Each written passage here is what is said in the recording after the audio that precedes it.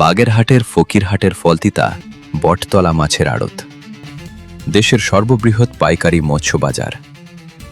কিন্তু কোটি টাকার ক্যারিং ইনকাম ও রাজনৈতিক আধিপত্যের দ্বন্দ্বে আজ হুমকির মুখে ঐতিহ্যবাহী এই বাজারটি।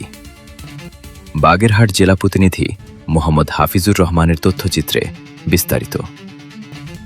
যে কোনো মুহূর্তে রক্তক্ষয়ী সংঘর্ষের আশঙ্কায় এলাকায় চরম উত্তেজনা বিরাজ করছে।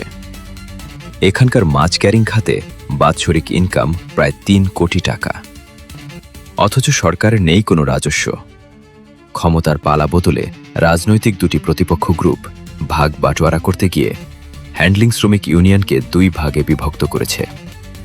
ফলে উভয় পক্ষের সংঘাতে বিপাকে পড়েছেন নিরীহ শ্রমিকরা।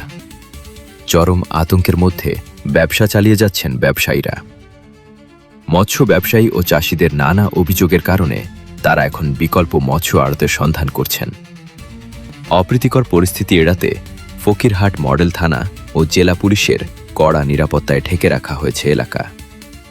অতিরিক্ত পুলিশ মোতায়েন বিষয়ে সহকারী পুলিশ সুপার মোহাম্মদ রাশেদুল ইসলাম রানা জানান, মূলত আমরা সকাল থেকে এখানে শান্তি শৃঙ্খলা বজায় রাখার, আমরা শান্তিপ্রিয় মানুষ, এলাকার মানুষের শান্তিপ্রিয় মানুষ, শান্তি শৃঙ্খলা বজায় রাখার জন্যই পর্যাপ্ত পুলিশ মোতায়েন করা হয়েছে, যাতে সবাই শান্তিপূর্ণ অবস্থায় থাকতে পারে এবং আমাদের আসন্ন সংঘাত যাতে আমরা এড়িয়ে যেতে পারি।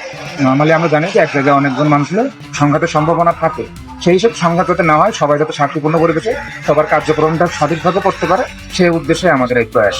সবাইকে সহযোগিতার জন্য ধন্যবাদ।